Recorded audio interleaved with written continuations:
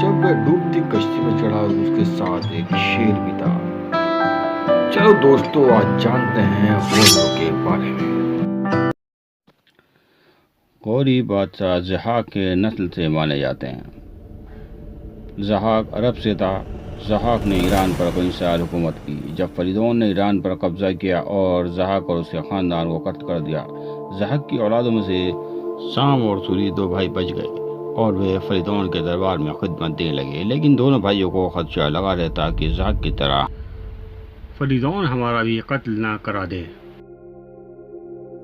یہی سوچ کر ایک دن دونوں بھائی اپنے کچھ ساتھی اور خاندان کے لوگوں کے ساتھ نہاون کی طرف چلے گئے۔ سوری اپنے قبیلے کا سردار بنا اور سام کو سپہ سالار بنایا گیا۔ دونوں بھائی خلوص کے ساتھ رہ رہے تھے۔ سوری نے اپنی بیٹی کی شادی سام کے بیٹے سجا سے کر دی۔ کچھ وقت کے بعد سام کا انتقال ہو گیا۔ کچھ وقت تو صحیح گزرا، لیکن سجا کے دشمن نے سوری کو اس کے خلاف بھڑکانا شروع کر دیا۔ سوری اپنی بیٹی کو سجا سے الگ کرنے اور سجا کو ضلع وطن کرنے کی سوچنے لگا۔ یہ بات سوری کی بیٹی کو معلوم ہوئی۔ اس نے سجا کو یہ بات بتائی۔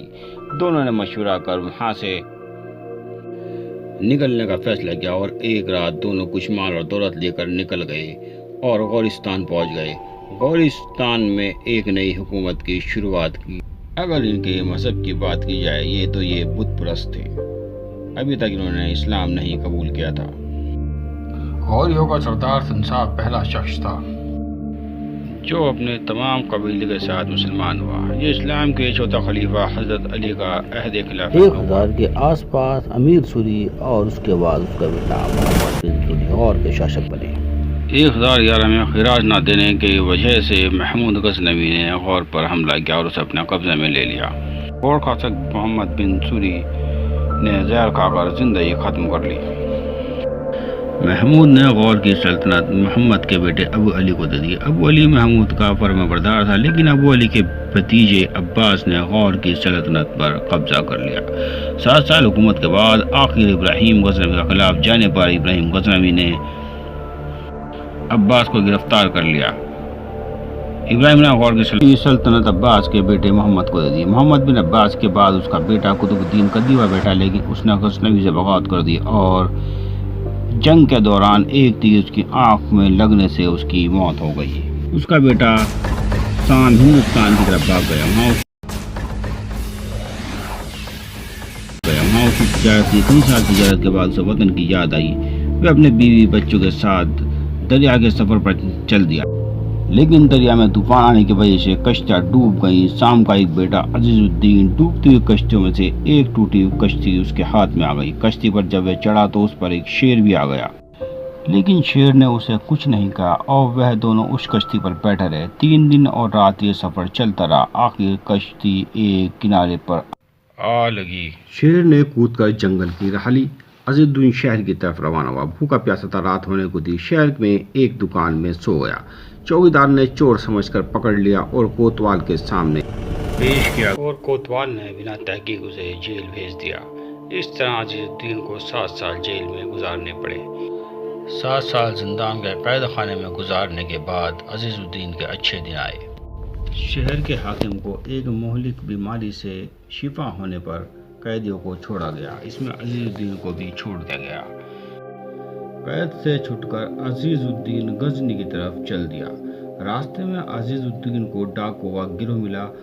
انہوں نے اسے پکڑ لیا اور اپنے ساتھ لے کر چل دیے۔ جس طرح ڈاکوؤں نے اسے اپنے ساتھ شامل کیا، اس کی صبح سلطان ابراہیم کے سپاہیوں نے، جو کافی وقت سے ان ڈاکوؤں کو ڈھونڈ رہے تھے، گرفتار کر لیا۔ سلطان ابراہیم نے ان سب کی گردن اڑانے کا حکم دیا۔ جلاد سب کی گردن اڑانے لگا۔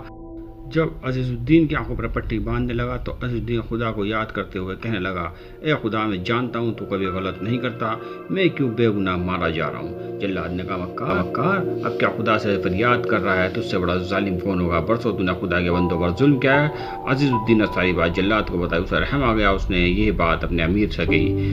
عزیز الدین کو ابراہیم غزنوی کے سامنے لایا گیا۔ سارا حال سننے کے بعد ابراہیم کو اس کے حال پر رحم آ گیا اور اس نے اپنے دربار میں رکھ لیا۔ تھوڑے ہی دنوں میں عزیز الدین نے ابراہیم کا دل جیت لیا. اس نے عزیز الدین کو امیر بنا دیا اور اپنے قریب کی بیٹی سے اس کا نکاح کرا دیا اور عزیز الدین کا رتبہ دن بہ دن بڑھتا گیا. سلطان ابراہیم کے وفات کے بعد ابراہیم کا بیٹا مسعود سلطان بنا. مسعود نے عزیز الدین کو غور کا حاکم بنا دیا. عزیز الدین کے گھر 7 بیٹے ہوئے: ملک فخر الدین، قطب الدین محمد، شجاع الدین، ناصر الدین، سیف الدین، بہاء الدین اور علاء الدین. عزیز الدین تمام عمر غزنویوں کا فرما بردار رہا. عزیز الدین کے بعد فخر الدین بامیان کی طرف چلا گیا. قطب الدین نے فیروز کو شہر بسایا اور غزنی پر حملہ کرنے کا ارادہ کیا. اس وقت غزنی کا سلطان تھا بہرام شاہ اور قطب الدین بہرام شاہ کا داماد تھا. بہرام شاہ قطب الدین کے ارادے سے آگاہ ہو گیا. قطب الدین کو بہرام شاہ نے کسی بہانے سے غزنی بلا کر زہر دے کر ہلاک کر دیا. اس سے غوری اور غزنی خاندان ایک دوسرے کے جانی دشمن ہو گئے. سیف الدین نے بھائی کے خون کا بدلہ لینے کے لیے غزنی پر حملہ کر دیا. بہرام شاہ ہار کر لاہور بھاگ گیا. سیف الدین نے غزنی پر قبضہ کر لیا، لیکن سردی کے موسم میں غزنی میں بہرام شاہ نے پھر حملہ کیا. غزنی کی عوام بہرام شاہ کے ساتھ تھی. بہرام شاہ نے سیف الدین کا قتل کر دیا. اپنے بھائی کا بدلہ لینے کے لیے بہاء الدین نے تیاری کی، لیکن ایک زہریلے پھوڑے کی وجہ سے اس کی موت ہو گئی. بہاء الدین کے بعد علاء الدین نے غزنی پر حملہ کیا. غزنی پر قبضہ کر اس نے غزنی میں آگ لگا دی. یہ تاریخی شہر 7 دن تک جلتا رہا. اپنے بھائی بہاء الدین کے دونوں بیٹے غیاث الدین غوری اور شہاب الدین غوری کو غزنی سونپ کر علاء الدین غورستان چلا گیا. دونوں بھائی بہادر اور سخی تھے اور ان کی شہرت دور دور تک پھیل گئی تھی. علاء الدین نے دونوں بھائیوں کو خطرہ مان کر جردستان کے قلعے میں قید کر لیا اور سلجوقی سلطان سنجر کو بھی سالانہ رقم نہیں دی. سے سنجر نے علاء الدین پر چڑھائی کر دی اور اسے قید کر لیا. کچھ وقت کے بعد سنجر نے رحم کرتے ہوئے علاء الدین کو چھوڑ دیا اور غور کا حاکم بنا دیا.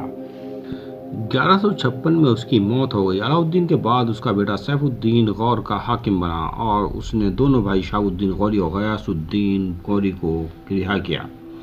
ایک جنگ میں شہاب الدین کی موت کے بعد غور کی حکومت غیاث الدین کے پاس آ گئی اور اس نے اپنے چھوٹے بھائی شہاب الدین غوری کو سپہ سالار بنایا. شہاب الدین غوری اپنے بھائی کا نائب تھا، لیکن اس نے غزنی میں ایک آزاد حکمران کی حیثیت سے حکومت کی. اس نے 1175 ملتان پر حملہ کیا. اس کے بعد اچ پر یہاں پر جیت حاصل کرنے کے بعد ریگستان کے راستے گجرات کا رخ کیا. وہاں کا راجا تھا بھیم دیو. ایک زبردست جنگ کے بعد محمد غوری کو ہار ہوئی اور اسے واپس غزنی لوٹنا پڑا. 1179 میں پشاور پر، 1182 میں سندھ پر جیت حاصل کی. لاہور پر ابھی بھی غزنویوں کا قبضہ تھا. 1186 میں خسرو غزنوی کو ہرا کر غزنوی خاندان اور سلطنت دونوں ختم ہو گئی.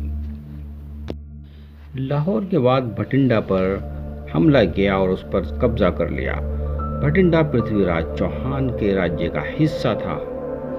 محمد غوری غزنی جانے کی تیاری کر رہا تھا، لیکن جب اسے پتہ چلا پرتھوی راج چوہان 2 لاکھ کی فوج کے ساتھ